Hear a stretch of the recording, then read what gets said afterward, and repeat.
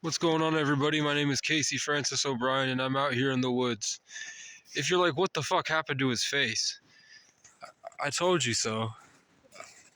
I've been morphing because I got sick.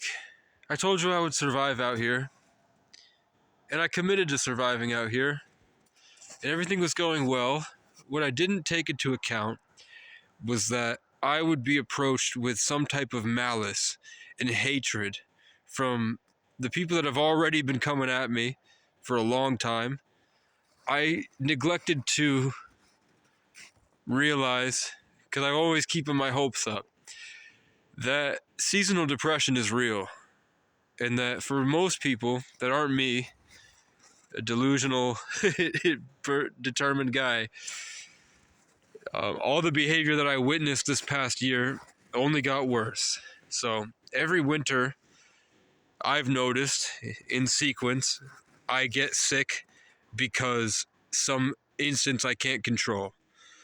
So someone will come at me to get me sick. At one time, a cop broke into my house for a wellness check because I hadn't responded to my father in 3 weeks, when before that 3 weeks, I hadn't responded to my father in a year and a half. He was weaponized against me. Whether it's some type of narcissistic psychosis episode or it was a plotted thing from the Truman Show that I live inside, a cop broke into my home and coughed in my face, and that caused me to miss court because I was sick. They didn't tell me I had a warrant, so then I became a victim of police brutality, where they didn't tell me anything about an arrest or a detainment. They pinned me to the wall, pepper sprayed me, threw me on the ground, dragged me on the carpet, didn't wash my eyes for 3 days. They made me get on my knees, and a gross state trooper that we now know, one of his fellow state troopers, is a pedophile that has openly said he's in a coven. So one of these guys that was in his department made me get on my knees and put his crotch in my face while I was pepper sprayed. And if for all the cops that are watching, guys, do I need to be on my knees to get travel cuffs? Am I forced to get on my knees and have the guy stand there with his junk this close to my face? If him just standing over me, and I still have pepper spray in my eyes days later. Everything is hazy. From the searing burn of the pepper spray for days, because I couldn't get it out. I was like dunking my face in the toilet, and eventually I just gave up. So here, a bunch of people came up to me and coughed in my face at the McDonald's. I got sick. I wound up, when the last time I checked, this morning, I had a 100-degree fever. I've been there since the 8th. On the 8th, I had 103. So that's really sick. This morning, I've been cycling through a lot. I've been fighting against homelessness in my hometown, where most of the state of Vermont is now rallying, and every single post, it's like the group of good people are just trying to stop the bad people from trying to hurt the homeless. And I'm not upset about people talking shit about junkies. I like to fuck with them, and it makes me laugh. But the fact of the matter is, people are going out and killing them. People are going out and raping the homeless. People are hurting me because they think that I'm a junkie. So when I'm seeing in mass the civil rights movement happen again, where all these people are really trying to get them hurt, and everybody's just slowly teetering on, we're going to go down there with assault rifles and just kick them out. Because they keep stealing food from our porch. They keep stealing my shit. If I leave my car door unlocked, it's going to get raided. I'm tired of it. Meanwhile, there are those few people. Immigrants aren't doing that. I'm not doing that. Everyone I know that's homeless is not doing that. But those people are the victims.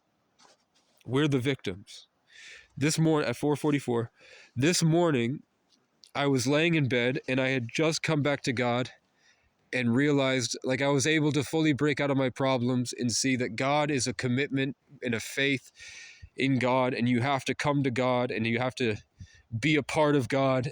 And it was a way that I felt was bad before, but this time I felt, I felt more willing and closer. And I reached up and I grabbed that higher timeline, and then I was able to kind of vibrate back into myself a little bit.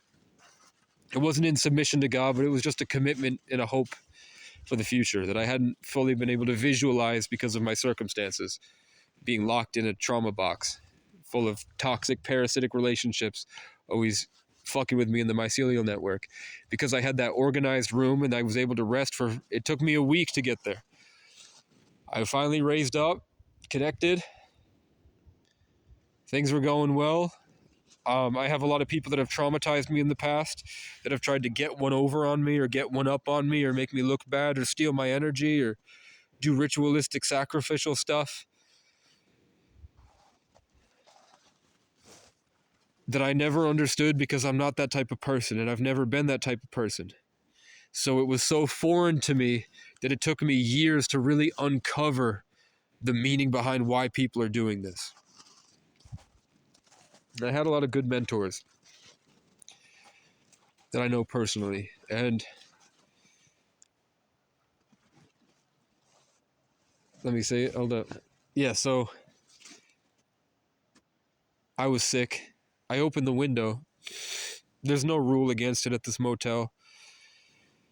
If you haven't been watching the lives, I've given you like 100 hours of content now in those lives. And it's good stuff. I can't wait to edit it. But I eventually was fished out of the side of a building that I went to for heat because the fever got so bad I couldn't walk and I couldn't really see right. It was like my nervous system had taken over and I was floating above my body, like almost completely disassociated. And I was still trying to live stream and I was still trying to make content, but it was like I was so beyond my own mind when I would finally stop and I would go back to like sit down. I couldn't even feel my body anymore. Like, I think at one point I went to take a picture of myself and one eye had like shut and I was just like floating there with a 103 fever and I couldn't even feel it anymore. So I was worried it was AI. I was worried it was the AI virus, the nanoparticles. So I was in this wagon, hiding in it with the heater running, and then the cops showed up and they tried to manufacture a damage of property crime. He tried to manufacture damaging property. He tried to sneakily get her to admit that this wagon may have been hers when it's not. I worked really hard for this wagon. So he tried to make it seem like it was already there and I was hiding on her property. Because he said, has this wagon always been broken? And if she had said no, this is my wagon. He was giving her an opening opportunity to have me arrested for something. And then he kicked at the ground near my wagon like this. And he went, you're not welcome here. And I'm saying, why the fuck are you talking to me like this? What the fuck is wrong with you? I've been across the country. No one has ever seen anybody like you. I'm trying to get a sense of why you're like this. I'm not refusing to leave. I'm confused and I don't appreciate the entrapment you just tried, and I don't appreciate the way that this guy's been speaking to me. I don't think how you've handled yourself here is professional at all.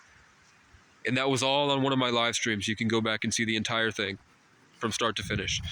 And at the end of it, it was him kicking the ground. And I said, look at the camera the way, and he was staring at me like this. With dark red eyes, like he was high. It looked like he was high on drugs. He had bloodshot eyes. So, eventually I was like, you gave me enough, thank you. Now that I have enough room, I feel comfortable enough to move around and collect my things. Come to find out, after like hours of talking to community action programs, that the only reason that I was able to help is because there's somebody that was recently a homeless person.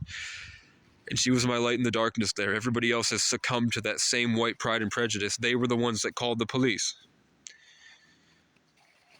So I had to talk my way out of being victimized again. because people dramatize. Isn't it like my don't you think my life is dramatized? I'm just homeless. They're the dramatic ones. They dramatize problems so big having to do with me that I'm often victimized brutally for just existing. I talked to the manager. I offered him 2 of the extra propane tanks that I took. I took 1. I said, I have 2 if you want 2. And he just said, hey man, I heard about what happened. I'm sorry. Everybody knows about me. I went to, this is my first cigarette. I don't know if there's weed. Somebody gave me this tin. I don't know if it's a simulation or not, but I also don't know to the extent of how many people know about me.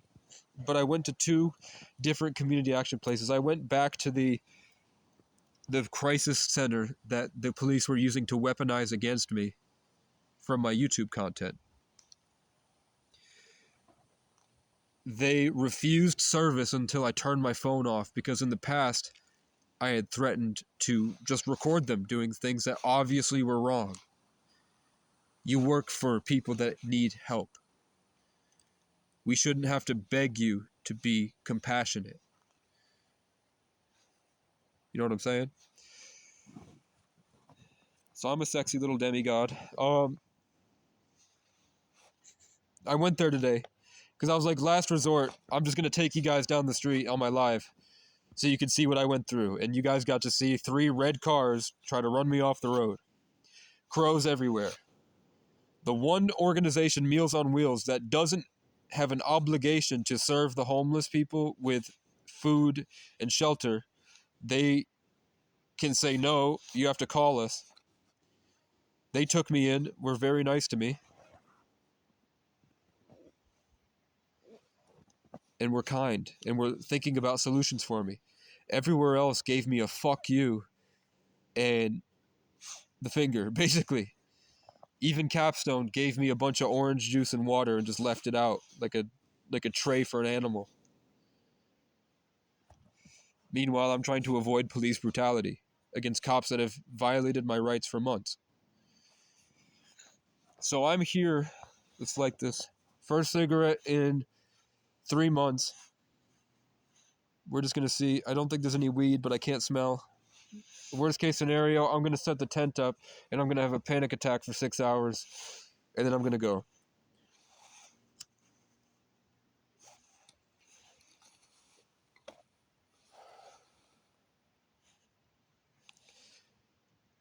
Doesn't seem to be the case. So here's the message for the people that make it this far. Thank you so much for caring about me.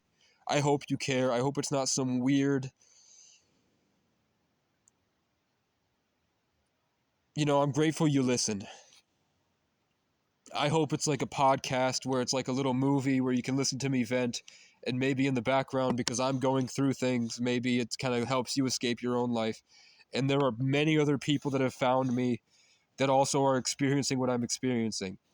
Just having trouble dealing with the unnatural world because we have such a good connection to what's natural, like empathy and human compassion. Older souls. So I just want to say, like, every now and then you're allowed to let go of the story. That's why all these problems are happening. They're not letting go of a story that's stuck in their head. I'm holding on to my story and I'm persevering because I wanted to, because I felt it would be beautiful. But I still let go and I still hold no expectations. I just want to hold people accountable for what they've done to me on my journey. And I just think about how cool things would be in the future. But I have people that target and attack me for stories in their head that are so dramatized, they don't know what to do. Maybe it's a byproduct of attaching to my energy. Like maybe that woman came in and really flipped out in my room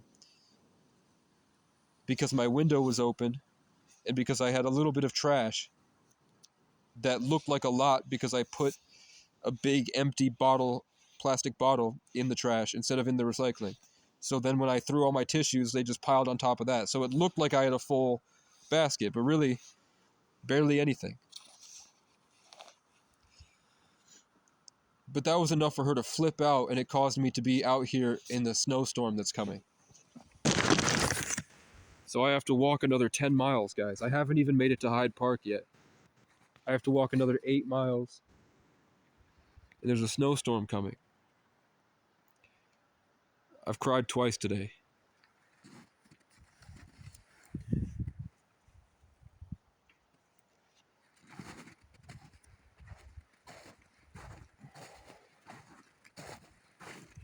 It's not weed in here, but I don't know what's in here. It's really strong tobacco.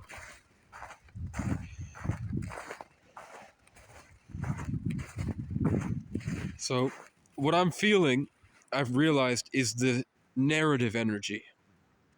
It's the story. It was all part of the story. Even the scary nights, thank you for all of the glory. You will be remembered, oh, thank you to all the heroes of the night. We gotta repeat the colors. Sha-na-na-na-na-na-na. It's the Indian dance. Kanye was doing the Native American dance, the Black Yay. We gotta repeat the colors. Even the scary nights, thank you for all of the glory. You will be remembered, oh, thank you to all the heroes of the night. We gotta repeat the colors. The vibe is wearing off. Reality is upon us. Colors drifting off.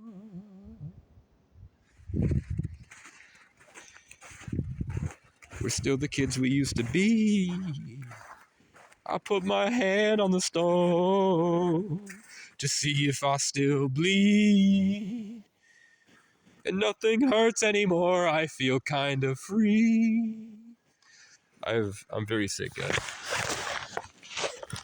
So I have less than a minute left. Well, it was cowboys and Indians. I lived as a cowboy, lived as an Indian. And I decided I didn't have to, but I'm going to move a campsite up there and try to move between them and see if that changes anything. Worst case scenario, I come back, or if I get a bird, I'm going right back. One bird and I'm turning around.